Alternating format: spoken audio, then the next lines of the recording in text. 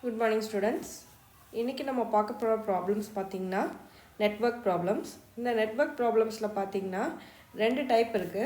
ஒன்னு வந்து நம்பர்ஸோட இருக்கும். ஸோ நம்பர்ஸ் இருக்கிறது பாத்தீங்கன்னா ஆக்டிவிட்டி டியூரேஷன் அப்படின்ற ரெண்டு விஷயம் இருக்கும். இங்க பாத்தீங்கன்னா இது ஜஸ்ட் வேரியபிள். ஸோ வேரியபிள் வந்து ஆக்டிவிட்டி மட்டும் தான் கொடுத்துருக்காங்க.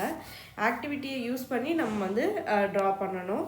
சரிங்களா? ஃபஸ்ட்டு வந்து ஆக்டிவிட்டியாக இது வந்து ஆக்டிவிட்டி மாதிரி இல்லை, அவங்க ஜஸ்ட்டு எதுக்கு முன்னாடி எது வரும் அப்படின்ற மாதிரி கொடுத்துருக்காங்க. ஸோ நம்ம ஆக்டிவிட்டியை இதிலேருந்து க்ரியேட் பண்ணிக்கலாம்.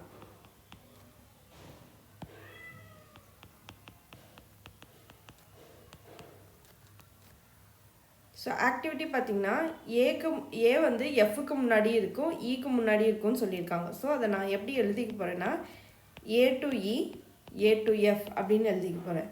அதே மாதிரி பி லெஸ் தென் டின்னு கொடுத்துருக்காங்க. லெஸ் தென் அப்படின்றது எதுக்கு சொல்கிறாங்கன்னா இதுக்கு முன்னாடி இது வருது அப்படின்றத டினோட் பண்ணுற மாதிரி சொல்லியிருக்காங்க. ஸோ இப்போ வந்து பி டு டி ஒரு டெஸ்டினேஷன் இருக்குது. அதே மாதிரி சிஇடி இது மூணுமே வந்து ஜிக்கு முன்னாடி இருக்குதுன்னு சொல்லியிருக்காங்க.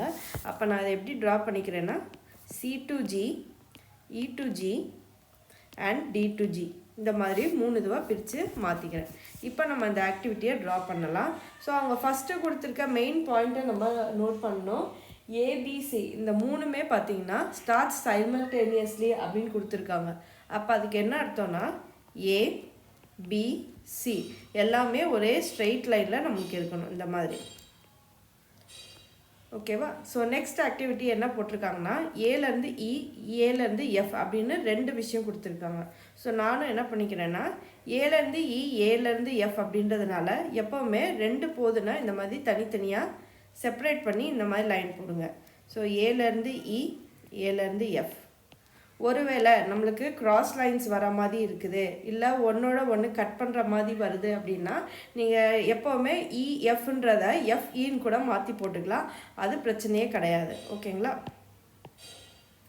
அடுத்தது பார்த்திங்கன்னா பிலேருந்து டி, பிலேருந்து டி. ஸோ பிலேருந்து டிக்கு ட்ரா பண்ணிக்கிறேன். ஸோ ஆரோ மார்க் பார்த்திங்கன்னா எப்போவுமே ஏலேருந்து தான் ஈக்கு போகுது, ஏலேருந்து தான் எஃப்க்கு போகுது. அதே மாதிரி பிலேருந்து தான் டிக்கு போகுது, ரிவர்ஸ் போகக்கூடாது. அதுக்காக தான் நம்ம ஆரோ மார்க்கை ஃப்ரண்ட்டில் நோட் பண்ணி போடுறோம். நெக்ஸ்ட்டு பார்த்திங்கன்னா சி டு ஜி. ஓகேங்களா? ஆனால் இந்த ஜி பார்த்திங்கன்னா இடி அப்படின்னு இன்னும் ரெண்டு நம்பருக்கு முன்னாடியும் இருக்கிறதுனால நான் இதை கொஞ்சம் எக்ஸ்டெண்ட் பண்ணி போடுறேன். ஸோ தட் நம்மளுக்கு அந்த நெக்ஸ்ட்டு லைன் போடும்போது எந்த கிராஸ் கட்டும் இருக்காமல் நம்ம பார்த்துக்கலாம். ஓகேங்களா? இலேருந்து ஜிக்கு போட்டாச்சு. நெக்ஸ்ட்டு வந்து சிலேருந்து ஜி போட்டாச்சு. அதே மாதிரி டிலேருந்தும் ஜி போட்டாச்சு. ஸோ எல்லாருமே போட்டு இந்த மாதிரி லைன் போட்டாச்சு. ஆனால் இங்கே பார்த்தீங்கன்னா எஃப் மட்டும் எதோடையும் கனெக்ட் ஆகாமல் இருக்கும். கரெக்டாக? ஸோ அந்த மாதிரி இருக்காமல் இருக்கிறதுக்கு நம்ம என்ன பண்ணுறோன்னா டம்மி லைன்ஸ் யூஸ் பண்ண போகிறோம். டம்மி லைன்ஸ் பார்த்திங்கன்னா இந்த மாதிரி சின்ன சின்ன டாட்டட் லைன்ஸ் யூஸ் பண்ணி நம்ம கனெக்ட் பண்ணணும். இது ஆக்டிவிட்டியை பொறுத்தவரையில் இதை நம்ம கம்ப்ளீட்டாக வந்து எல்லா லைனையும் டெஸ்டினேஷன் கொண்டு வரோம் அப்படின்னு காட்டுறதுக்காக. பட் இதுவே டியூரேஷனில் இந்த டம்மி லைன் போடும்போது மற்ற எல்லாத்துக்கும் டியூரேஷன் வேல்யூ இருக்கும். இந்த எஃப் டு ஜிக்கு டியூரேஷன் வேல்யூ 0 தான் இருக்கும். ஸோ உங்களோட ஓவரால் ப்ராப்ளமாக அஃபெக்ட் பண்ணாமல் நம்ம பார்த்துக்கலாம். Okay, thank you.